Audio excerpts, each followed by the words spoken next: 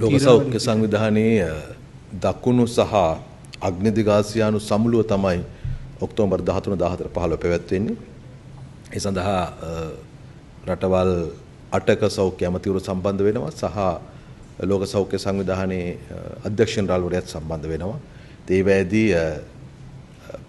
ඕනෑම ලෝකයේ සහ විශේෂයෙන් අපේ කලාපයේ රටවල ජනතාවට ඉහළ මට්ටමේ සෞඛ්‍ය සේවාවක් ලබා දීම සඳහා වන විවිධ මට්ටමේ තීන්දුව తీරන ගන්න තාක්ෂණික අත්දැකීම් හුවමාරු කරගන්න නිලධාරීන් අතර ඒ අත්දැකීම් හුවමාරු කර ගැනීමට ආදී දේවල් පිළිබඳව පදනමක් නිර්මාණය වෙනවා. ඉතින් මම හිතනවා ලෝක සෞඛ්‍ය සංවිධානය ලෝකේ හැම රටකටම සෞඛ්‍ය දියුණු කිරීමට උදව් කරමින් ඉන්න ආයතනයක්. ඉතින් ඒ අවශ්‍යතාවය අනුව ඖෂධ හොයන්නත් ලබා දීමටත් මැදිහත් වෙනවා. නමුත් අර මේක අර සාමාන්‍ය රටක ඖෂධ මිලදී ගැනීම සපයා ගැනීම සඳහා වන ක්‍රියාවලිය රටේ වැඩක්.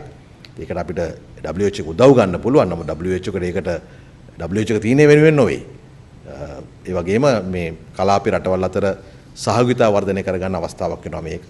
ඒකිනුත් අපිට හිඟවන අවස්ථාවලදී සහ හදිසි අවස්ථාවලදී උදව් ලබා ගැනීමට ඒක උපකාරයක් වේවි. ඉතින් ඒවා සාමාන්‍යයෙන් ලෝකයේ එක එක ක්ෂේත්‍රවල සහයෝගිතාව වෙනුවෙන් පැවැත්වෙන කලාපීය හෝ ජාත්‍යන්තර සමුළු.